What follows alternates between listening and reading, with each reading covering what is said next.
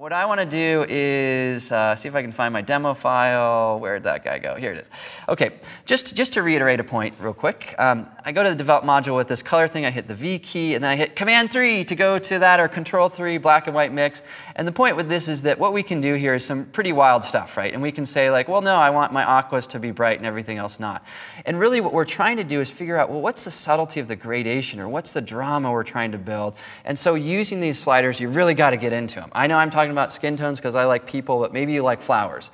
You know, use this stuff with flowers or landscapes or whatever it is. This is relevant to a lot of different things. All right, well, let's talk about automation.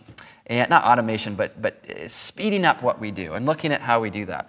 These are some family friends of ours, one of my daughter's best buds and her big sister.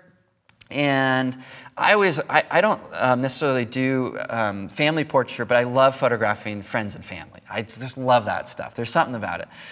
So let's say with this image, I'm going to convert it to black and white. You guys know the deal. We go V, and then we say, well, I with my portraits, like to have a little more stuff with the skin. The eyes are blue in this picture, so maybe I want to bring up my blues a little bit. In Command 1, going back here, I want to have some more contrast. And as I'm building this up, I'm getting to a pretty good kind of neutral place. With this image, what would I need to do with my my shadows under my eyes, right? I might get rid of those. Lots of ways to do that. In Lightroom, we can use the spot removal tool, which you know the shortcut for, because we talked about that. Do you remember it now? Q, yes, Q. Q for quickly removing stuff. So anyway, that shadow looks horrible, but I'm healing it at 100% opacity. I'm going to just scale it back just a little bit, right? Because tonality is really important. We wouldn't really maybe even notice that on the color image. You know, what do you do when Lightroom does this? It like selects the lip to retouch the eye. You're like, come on, like really? That, yeah.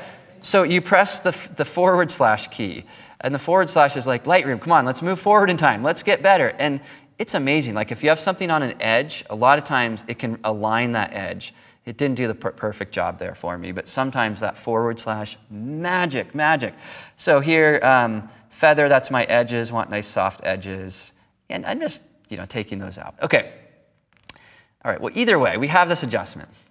And what I want to do with this adjustment is apply it to another image, but I want them to have the black and white, but I don't want them to have the stuff under the eyes. For example, let's say we go here. You know, it's like two different people, or that maybe it's a different posture or whatever. We have a few different options on how we can work with this. One of them is to press Shift-Command-C on a Mac, Shift-Control-C, and that opens up our copy settings dialog. And with the copy settings, I can say, hey, you know what, I want everything. I want to do all this stuff. Maybe I've done my noise reduction and whatnot, but just don't copy over the brush stuff. So I copy that, and then I go to another image, Shift-Command-V, and that will then paste those settings over there. Of course, you can selectively choose other things, but the point is that's a great way to be able to speed up your workflow. All right, well, let's talk about one more thing, which is, well, no, I'll stay here. Doesn't she have a great smile, by the way? Just so, like, look at this. Look at that vibrant, bright smile. Anyway, and this family they have 3 daughters, too. I have 3 daughters, so it's always fun to meet people like that. All right. Enough sidetracked. Let's get moving. Matt Kloskowski. How awesome is Matt? He's a great guy. He often says the most overlooked and the best button in Lightroom. He says something like that. It's a previous button. And what we can do with that is when we move to another image and click on previous, it says whatever we did last time, do it to this one. And this is true whether we jump around, like I go back to the beginning of my folder and I hit previous. I mean, however we do that, it's just bringing all of those other things over. And so that's a nice way to speed up your workflow or test out ideas. You know, you're moving forward. This image might be good like that, but a little bit darker. You know, so like with this one here, I'm going to test this idea out. And I say, okay, whoa, skin tones are too bright. But it was a good starting point. You know, I know that I needed some of that. I need deeper shadows, and my exposure was a little bit different on that. But you can see where I'm kind of crafting this image and creating that mood. Question? Yeah. So if you applied previous, what if you had done the spot healing brush under the eyes, and then the next photo was in a different position? Would the spot healing be in the wrong place, or does that move? So let me show you that. I think that's the best way to answer it, which is a great question. So if we have spot healing, like we do in this one, and then we go to this image here and hit previous, the trick is we might not notice it. But if we open up our spot healing brush, you can see these two spots right here. Fortunately, it was like on hair and just copied hair to hair, and that was fine. But that obviously could be a real big problem. But also could be a big benefit too. You know, if it's in a similar place, and you know, I'm just going to say something silly, but the person has 3 zits on their cheek, and even though they're moving like this, you can have those 3 spots and just nudge them to the right thing. And so sometimes it does pay off. Yeah. All right, let's look at more of this speeding stuff up. All right, we're going to go to this one. People always say don't photograph at noon. I don't agree. Noon's amazing for black and white. I mean, that's like so much look at this, crazy. It's like noon. And what I'm going to do with this image, I go D for develop. I'm going to select all in the film strip down below. So click and shift click. All those little images down there are selected. A couple options with what we can do with these. If we have them all selected, we can click on the sync button. I'm just going to Hail Mary this, do everything. I want to synchronize it all, and then I'm going to turn on auto sync by clicking on my flip switch. So as I press the V key, what's going to happen to my thumbnails down below is they're now all converted to black and white. And then as I make my exposure and my contrast and my blacks and shadows, whatever it is, I'm not even really looking at the images, but they are already looking a lot better. You can see how that's happening at once. And what I was trying to do with this as well is not just talk about software, which is important, and I would fine-tune these a little bit more, but those are pretty good-looking images shot at noon. And the reason why I want to bring up that point is as you're shooting, remember this is about photography, there are certain ways to get more out of your images, and you can shoot differently when you have that black and white mindset, you know, and when you're thinking about what's happening. Even, you know, with me in people photography, if I have big shadows under eyes, I know I need to move the subject. Color and black and white, but black and white more so. All right, the other way we can use sync is if this button is off, and we click off of our images, and we then click on to a couple of them. Let's just click on to, let me just click on to one. Go into the develop module. That's where I need to be. Set up my environment. And all right, now we'll click on to turn off autosync. Just for the record, modifying your images in the library module is only, at least in my workflows, only relevant when I have images of different exposure that I need to incrementally move up from where they are. So when you have this, it's kind of complicated, but if you have under and overexposed images and you synchronize those together, they'll both move up like this. In the develop module, they do this and then move up. So it honors where they were in the library module. The develop module doesn't care where it was. That may not make sense to you, but if it does, awesome.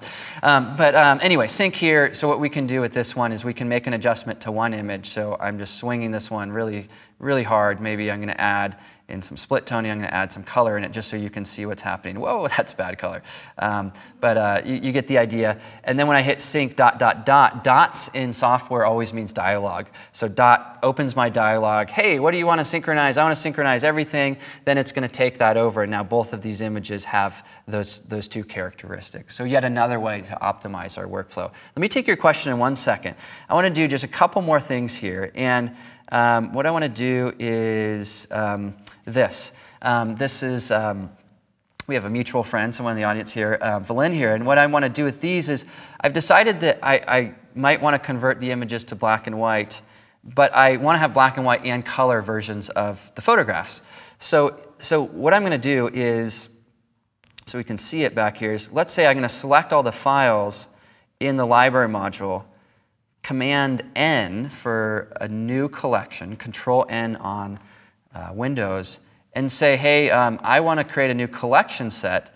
And this is also great if you're like a wedding photographer and you want all color images and you want all black and white. You create a new collection, and I'm just going to call this my studio portraits black and white, and make sure these are all new virtual copies. And what that will do for me is it will give me the ability to say, okay, this image I like, and we saw before, if we like an image, we can do a lot of different things. We could use our previous button. There's also a crop on that photograph, so I'm kind of liking how that's bringing all these up a little bit closer on our subject. So I have all of these images here, and let's just look at those real quick, kind of see that set. But I also have back here the color versions, right? So the color versions are living there, as are the black and whites. The reason why that's helpful is because I don't know about you, but I don't always know if black and white's better. And sometimes I come back to it. I get so attracted to the color, but then I come back later, I'm like, oh, black and white's more subtle. And having that little collection can help me get into that space and have those sort of separate versus together like this. There was a question which I ignored. Sorry about that. But yeah, what was your question? Yeah. So earlier you had mentioned when you sync in develop mode, it respects where each exposure is. Did I understand that correctly? Yes, and maybe I should try to do that. What I was saying is in the library module, if we select multiple images, and if we work with synchronization here, if we make even adjustments to multiple files with autosync, like I'm clicking up, what that will do is whatever the settings are, exposure, contrast, highlights, it will take those and it will incrementally push those up. If we do it in the develop module, and I have two images that I auto-sync, and I say I want the exposure to go to 1, they both go to 1. So it doesn't matter where it is. So library is really good if you have different exposures, but you realize you go back and you're like, oh my gosh, all my images need a little bit of clarity. Select them all, auto-sync, they all get 2 points of clarity, or a little bit of sharpening, or a little bit of noise reduction, versus everyone gets 10 clarity. Because some images don't like 10, and so, yeah. Did that make sense? Clarify yeah. Sorry that was confusing earlier. Yeah.